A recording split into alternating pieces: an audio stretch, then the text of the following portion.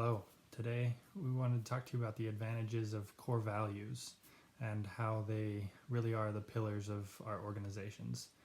A lot of what we're going to talk about today is pulled from an article from the Strategic Finance magazine. It's by Jolene Lampton, and she gives a lot of good pointers about what we can do to emphasize core values in our businesses.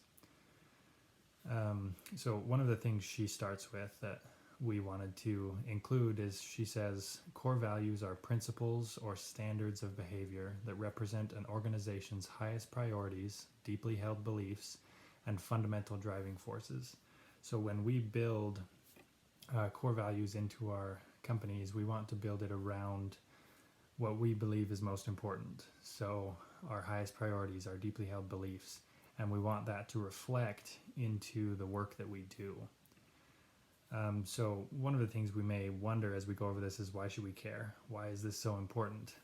And a Patrick Lencioni shared something in the Harvard Business Review that I think is relevant.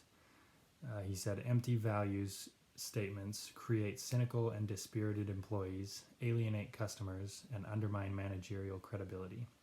So if we don't have these core values, if it's not something we emphasize in our business, it can have a very detrimental effect in that our employees won't be happy where they are. We won't be able to gain the customer base that we really want, and it'll undermine the credibility that we have. And every company wants hardworking, dedicated employees. We want them to be happy. We want them to be successful, but they won't be if they aren't invested in the company. It'll be a lot harder.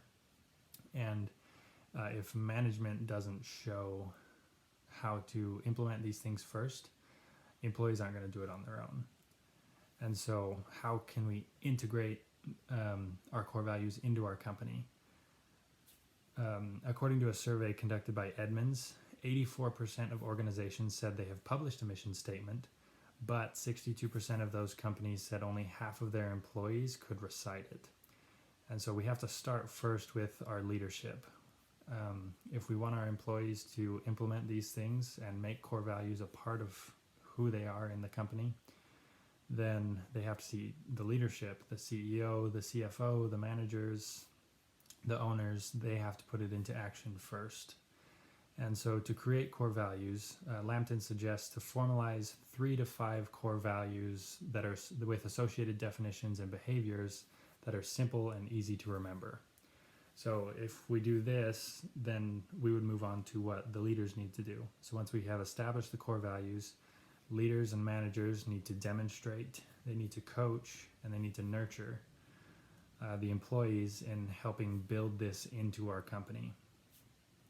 We will be able to create an ethical company first by beginning with the leadership. The managers and the leaders and the owners, those that build the company up first, need to build these ethics, build these values into the core of the company, so that as employees join and they come to work for us, then they're going to see these values and they're going to see it's something that is a part of who we are, and they will integrate it into their work.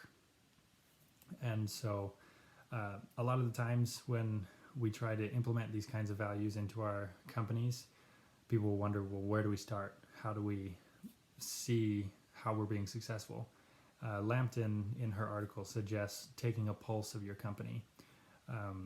Especially managerial accountants. Accountants have the opportunity to ask these questions and see how are we doing financially, how are we doing as employees.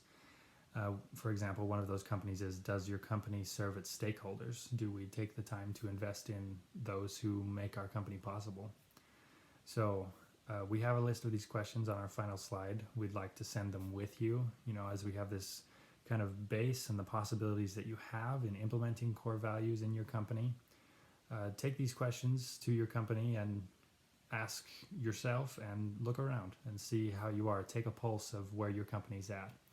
And then from there you can gauge, here's where we are, here's where we want to go. And then you can build your values off of that. And as you build your values from there, then you can begin to implement it within the leadership, with the management, and then onto your employees.